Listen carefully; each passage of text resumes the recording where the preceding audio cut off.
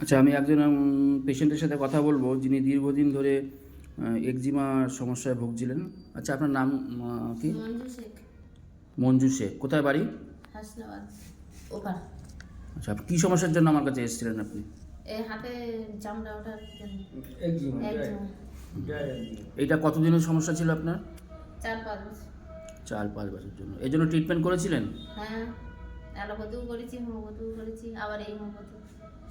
এখানে এসেই হ্যাঁ, এখানে এসে এটা মানে এবার প্রায় নির্মূল হয়ে যাওয়ার মতন হয়েছে, মানে একরকম সেরে গেছে বললে চলে।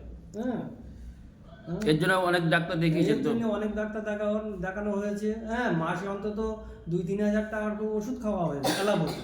হ্যাঁ, তারপরে না হওয়ার পর আবার হোমিওপ্যাথিতে আবার অ্যালোপ্যাথি। তারপরে আপনার এখানে আসার পরে এই তো ওই 2-3 মাস ওষুধ খাওয়ার পরে দেখছি প্রায় নিরাময় হয়ে গেছে। আপনার নাম কি? আমার নাম গফফার শেখ। উনি রুগী কে হন আপনার? আমার ওয়াইফ। তাহলে আপনার হাত মোটামুটি আগের থেকে অনেক কমে গেছে, কমেই গেছে, সামান্য একটু আছে, এটা কমে যাবে। যাও তো, আমার কাছে কতদিন ওষুধ খেয়েছেন? এই 2-2.5 থেকে 3 মাস। 2.5 থেকে 3 মাস। আগে তো হাতে জ্বালা করতো তো? হ্যাঁ, জ্বালা করতো? হাতে কোনো জ্বালা ছিল? জ্বালা টালা করতো না, চুলকাতো? চুলকাতেও না, ওই শুধু চামড়া উঠে আসতো। আমরা উঠে আসতে আর ফেটে ফেটে মতন যেত। হ্যাঁ, আর ওই হাত দেখলেই যেন হাত পা যেন একটু ঘ্যান ঘ্যান মতন করতো। হ্যাঁ, যেন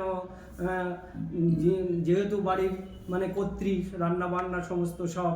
আর ওই রসুনি হাত দিতে পারতাম না, আদা রসুনি হাত দিতে পারতাম না, জ্বালা করতো ওই আদা রসুনি হাত দিলে।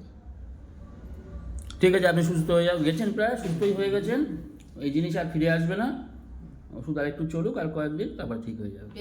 পেপার জড়িয়ে না, আমার হ্যান্ড গ্লাভস ওই নিয়ে তাই ব্যবহার করা হতো না। বাড়ি তো ওই কাঁচা কুচি সমস্ত সব করতে হয়। হ্যাঁ, যেহেতু হাতটাকে মানে দীর্ঘদিন ধরে ভুগছি। হ্যাঁ, কী করবো, কোথায় যাবো না যাবো। হ্যাঁ, তা শেষ পর্যন্ত ওই যোগাযোগ করে আমাদের ওখানে মনোরঞ্জন মাস্টারমশাই আছে, ওনার যোগাযোগে আপনার পেলাম, পাওয়ার পরে এখানে এসেই দেখছি ঠিক আছে।